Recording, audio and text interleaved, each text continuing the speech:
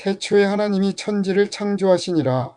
태초의 의미는 시초나 시작, 출발을 의미합니다. 무엇이 시작되었다는 것일까요? 바로 시간이 시작되었다는 것입니다.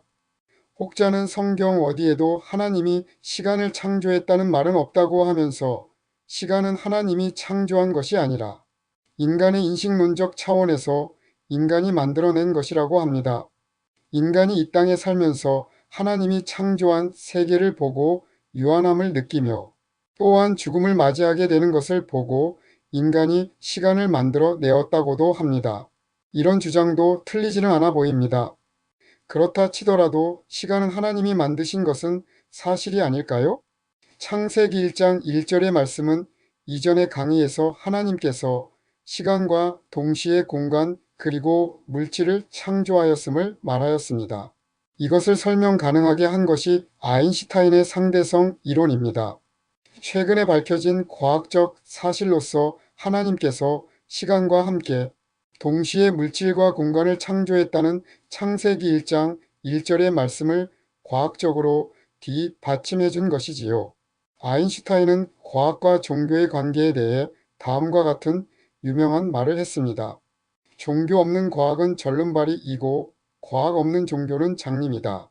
이 말은 종교가 없으면 과학은 올바른 방향으로 나갈 수 없고 과학이 없으면 종교는 맹신하는 미신에 빠져서 현실 세계를 올바르게 인식할 수 없게 된다는 것입니다.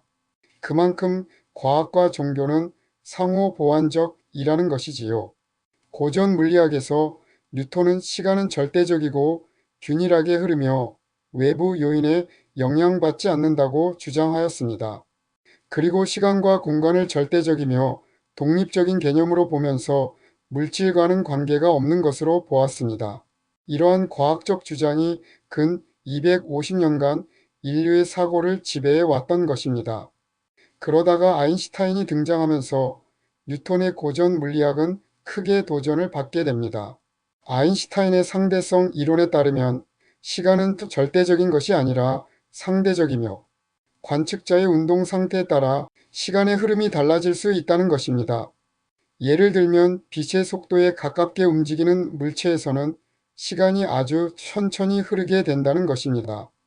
그리고 특수 상대성 이론에 의하면 물체가 빛의 속도로 가게 되면 시간이 정지된다고까지 말하였습니다. 이것은 이론일 뿐 현실에서는 일어날 수 없는 것으로 보았습니다. 또한 시간, 공간, 물질은 서로 연관되어 있고 시간과 공간은 물질의 존재, 형식일 뿐이라는 것입니다. 즉, 아인슈타인의 상대성 이론에 의하면 시간과 공간은 별개의 개념이 아닌 4차원의 시공간 연속체로 통합하여 이해한 것입니다. 이 관점에서 시간은 더 이상 절대적이고 독립적인 존재가 아니라 공간과 상호작용하는 상대적인 개념이 된 것입니다. 고전 물리학의 뉴턴의 이론과는 완전히 상반되는 혁명적인 이론인 것이지요. 아인슈타인에 의하여 창세기 1장 1절이 과학적으로 입증이 되어 빛을 보게 된 것이지요. 하나님께서 시간과 공간 그리고 물질을 동시에 창조하였다는 성경이 사실이라는 것입니다.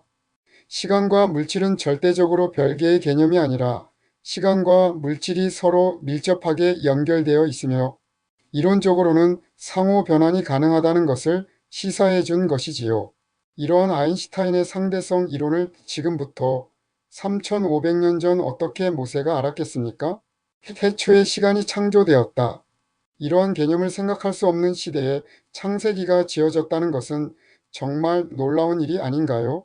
아인슈타인의 상대성의 이론에 의하여 창세기 1장 1절이 사실로 밝혀진 것이라 볼 수 있는 것이지요. 정말 놀라운 사실이 아닌가요? 실험적으로 완벽하게 밝혀낼 수는 없지만 시간, 공간, 물질은 서로 독립적인 존재가 아니라 깊이 연결되어 있으며 특정한 조건 하에서는 상호 변환이 가능하다는 것이 현대 물리학의 주요 개념입니다. 그래서 성경은 하나님의 계시에 책인 것이 분명한 것이지요.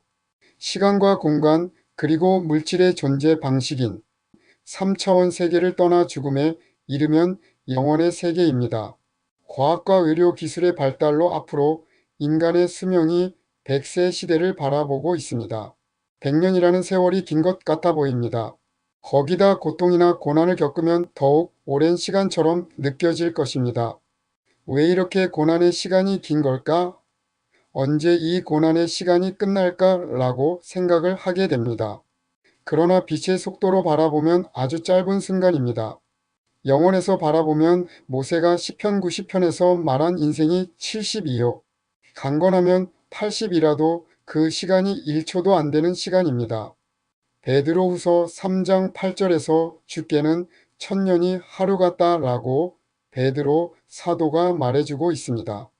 10만 년의 시간이라도 빛의 속도로 보면 제로의 시간입니다. 즉 영혼 앞에서는 인생의 모든 날들과 시간이 찰나의 순간밖에 되지 않습니다. 수학에서 무한대라는 기호가 있습니다. 이 무한대에다 어떤 수를 더하거나 빼거나 곱하거나 나누어도 답은 무한대입니다. 무한대에 100을 곱하던 1000을 더하던 만을 빼던 10만을 나누던 답은 무한대이지요.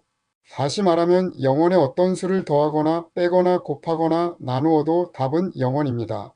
무한대 앞에서나 영혼 앞에서는 다 시간은 별 의미가 없다는 말입니다.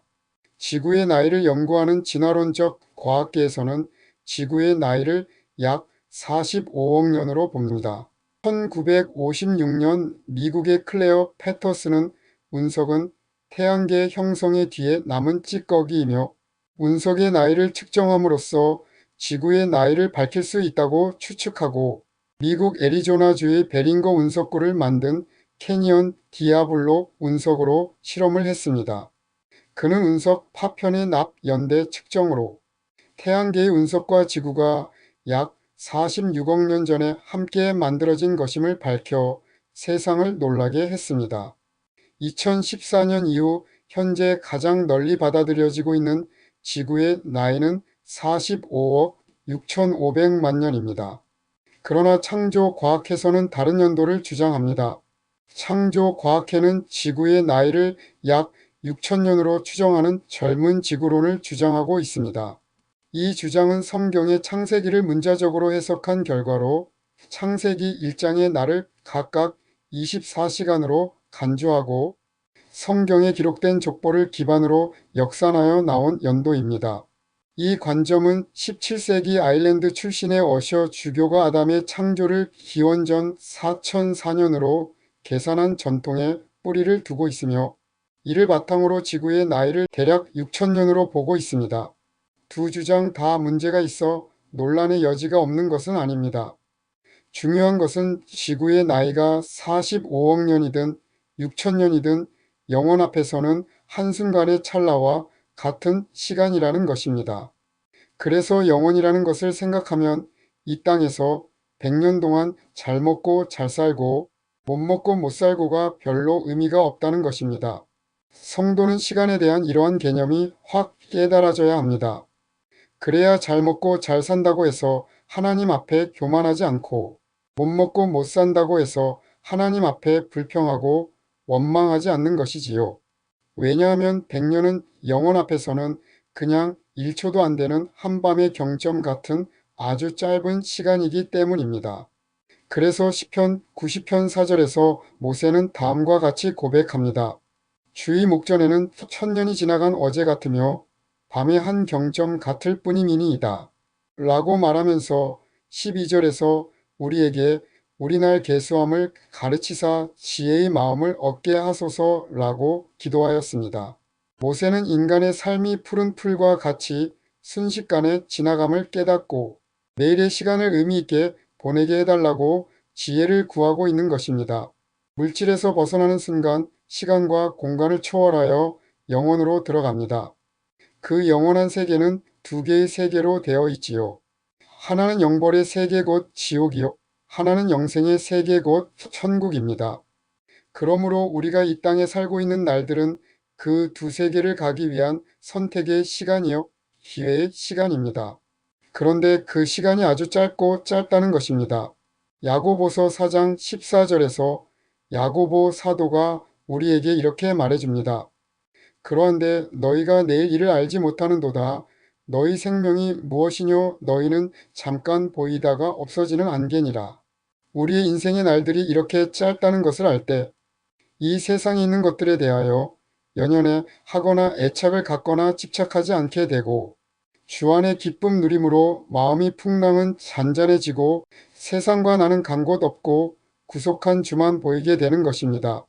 이러한 삶이 성도에게 얼마나 지혜로운 삶이겠습니까? 에베소서 5장 15절에서 16절까지 말씀입니다. 하나님의 말씀입니다. 그런즉 너희가 어떻게 행할지를 자세히 주의하여 지혜 없는 자 같이 하지 말고 오직 지혜 있는 자 같이 하여 세월을 아끼라 때가 악하니라. 아멘. 주님의 은혜와 평강이 넘치시기를 소망합니다. 제 영상을 시청해 주셔서 감사합니다. 샬롬.